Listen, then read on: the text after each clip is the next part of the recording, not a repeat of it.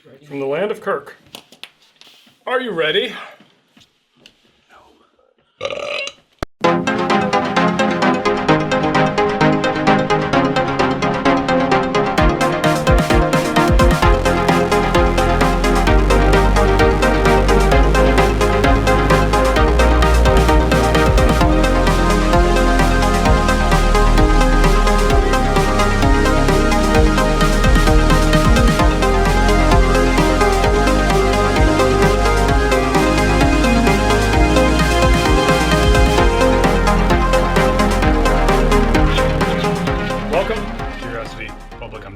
Jules here. Dylan.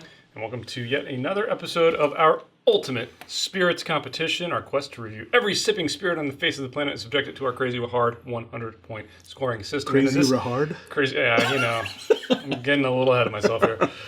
In this episode, guys, we went to Costco. Yeah, we bought some scotch from Costco, and we're going to tell you how it is. Kirkland 23-year-old single malt scotch whiskey. Price, $70? $79.99. $80. $80. 23-year-old scotch. That's amazing. What's the catch? Well, yeah, it's Kirkland. So this is bottled by Alexander Murray, which is well known for kind of being a non-distiller bottler of a lot of different scotch products. They'll do things for private labels. They'll do things under their own label. You can see there it's got a sherry cask finish. Speyside single malt scotch, 23 years old, proof point 46%, 92 proof. Good looking bottle. We did review the 22-year-old. You can check out that video. We'll pop a link up over there somewhere. And this is the one that just came out. We're in the beginning of 2021 here, the 23 year. It's aged an extra year. Is it going to be better? We're about to find out. So I'm going to crack this open. Dylan, you got anything else? Yeah, so, this is a interesting dram because some people really love it, and some people just say, it's 23, but still subpar. Who knows? This is Alexander Murray. Do you guys know where Alexander Murray is located? California. That's right, Calabasas, California. And, they... Isn't that your hood? It was founded in 2004 by a Scottish expatriate, Steve Lipp. And, they make bottles for Trader Joe, Total Wine, and Kirkland. Costco. So, the 22, I think, I don't know that I would say it caught us off guard, but It was a surprise. We enjoyed it, and I think the take-home, I think a lot of people had, which I think we agreed with, was for the price that you're paying, it's an exceptional value. Mm-hmm. And again, I struggle to think of any 23-year-old scotch that you can buy for $80. You can mix this and not feel too bad, Yeah. right? It's a 23-year-old, right? Yeah, incredible. All right, well, we're going to give it a second to open up and taste it and score it. We'll be back in a second. It doesn't look particularly viscous. There's some legs there. Not much, though. But not bad. Look at that. That's pretty good. Yeah, it's not bad. Not the most syrupy I've ever seen, but pretty good. Really dark. I don't think we have any statement on the bottle about coloring. I don't even know if Alexander Murray is known for using that coloring additive, but No statements. okay. All right, guys, we just discussed every category. If you want to see that, again, check out the breakdown video if you're a member. Those are members only. But let's kick off this discussion by talking about the good. A lot of good.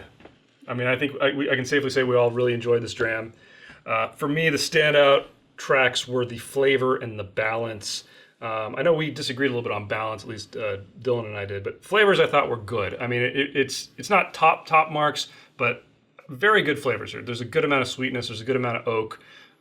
There's a good heft to this as well, and it really came together in a nice way. I think we all thought that maybe there was some flavor components missing, but personally for me the balance was good. Of what is here, that sweetness and that oakiness, I think they're at a really good level with relation to one another. So I scored it pretty high on balance as well. Yeah, and if you incorporate the price point on this, top marks in its uniqueness, just because of, who'd have thunk out of the Kirkland signature brand as well that you get this kind of dram And that's where I gave it, that's what's awesome about this. Like, you can pick it up while you're picking up toilet paper, and you can use it. It's serviceable where you can enjoy it neat, or you don't actually even feel bad about mixing it because you only spent $80. Yep. Yeah, I want to focus on two things: body and drinkability. Personally, I thought this is what I would expect a 23-year-old should be on the mouthfeel. I thought it was robust. I thought it had heft, and you can really spend the time to tease out flavors, should you choose to do so. Right. And let me get to the drinkability. If you choose not to do it, it is amazingly drinkable. Yeah. I want to give you that anecdote where I actually put this in a decanter at a party so that people can come and drink. There were people who drink Scotch, people who did not.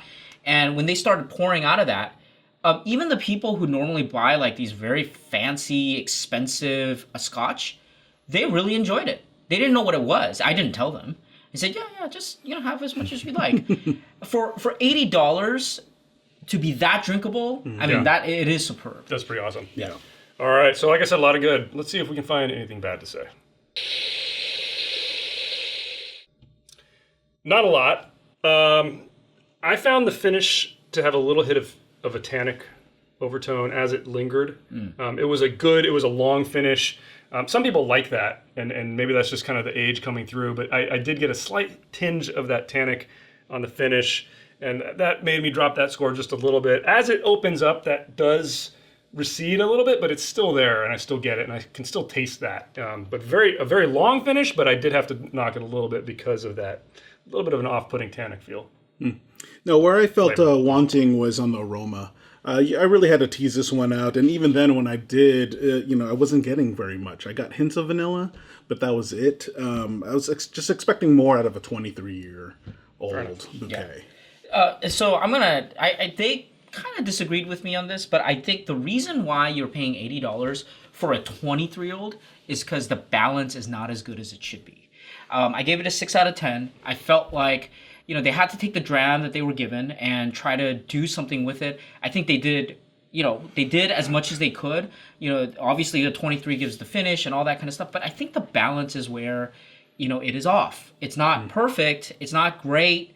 But it's serviceable. This is a serviceable dram, and you can mix it. You can drink it neat because of the price.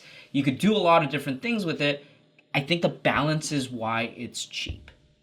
I think if you go with, the name brands, if you compare it with, let's say, the Macallan or something like that, that's what you're paying for. You're paying for the distiller to balance that thing, and you're not gonna pay $300 for something that's like unbalanced, and that's what you're doing. I don't know what you're just talking about. But let's move on to value. All right. This is an easy one. We all gave it top marks, I know that. But what would you pay for this? What do you think they could have gotten away with? I mean, I think it's priced perfectly. Right. Yeah. But I could see going up to maybe like 80, 90. I think they more? could have priced it that high, and people would have been like, okay. What do you guys? Yeah, no, I mean, at $80, I think it's a steal. Yeah. As high as 90, yeah. I They could have gotten away with 90, I think. Yeah. I think and maybe pretty up the bottle some more, I guess. I don't know. That would be the only other thing. So A little bit of flair. yeah. So Add more flair. I agree with you. I think it's got to be sub 100. Yeah. And the reason why But they could have priced this at like $99, and I think people still would buy it. true. I would say my limit is about 90. Yeah, I thought because like if I'm going to 100, I'd rather just do like an 18-year Yeah. of something. Like a Glendronach. Yeah. 18. Although that's more though. Like Glenfarclas. I mean, you're getting up there. Like for like $10 more, you get an 18-year with a slightly more balance and things like that, where they can control their product, right? They control it better. So yeah. that's what I think. All right, guys, let's get our scores.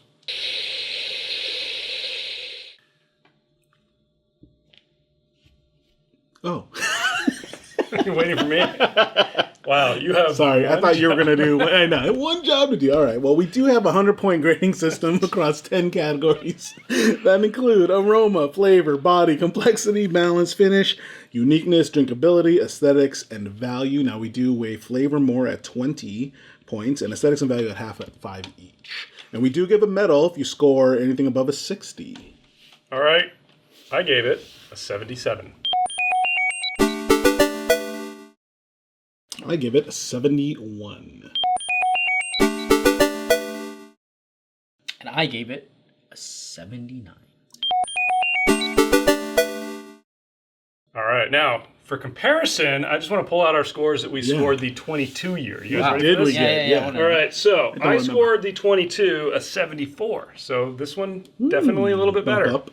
Jules, you scored the 22 year a 62. So you definitely prefer this one. Wow. And Dylan, you also scored it a 74. So we had the same score on the 22, and you definitely came up the most with this one. So I think across the board, we definitely prefer this to the 22. For sure. Very good dram. And our official Curiosity Public score for this one, the 23-year-old, is a rock solid silver at 75. Nice. Again, Respectable. remember, we round down, so this was a 75.6666666. So most of His this, favorite number. yeah. So 75 solid silver. Jules, take us out. Tell us what you guys think in the comments below. Give us a thumbs up if you like this episode. Hit subscribe for more videos from Curiosity Public. Please consider joining our Curiosity Private membership program. If you're on iPhone, you may have to use a you might have to use a web browser. Anyway, also check out our podcast on all the major podcast platforms out there. As always, stay safe, stay healthy. Stay curious.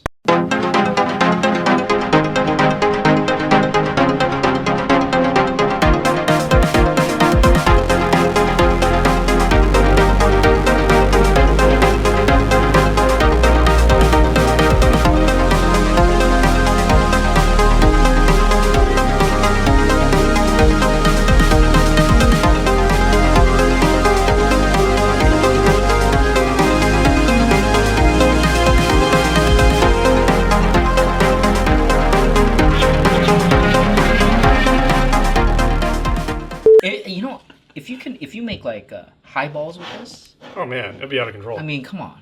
Yeah, that's the thing. I mean, it's a little bit too much to really be a mixer at 70 or 80 bucks. 80. You know, but it's. But you wouldn't feel But you wouldn't bad. feel too bad. Nah, Like if somebody did that at this would at be a great party. Scotch to bring to a party. You know, because you wouldn't you could put it out there and people who like Scotch will sip on it and be like, "Wow, this is really a great party bourbon, great party Scotch." Mm-hmm. And if somebody dumped it and wanted to make a highball, you'd be like, "Okay, yeah, well." Like put ginger ale in there. You know, you wouldn't feel offended because it's not like it's a $200 bottle. Yeah. Right. And then you bring it, It's not like and it was also it's that hard to impressive. Hey, I find. brought you a 23-year-old Scotch, dude. Yeah. I'm a good gift giver. There you go. Wow. Which is what Dutch always shoots for. Wow. Where's our The gift giver.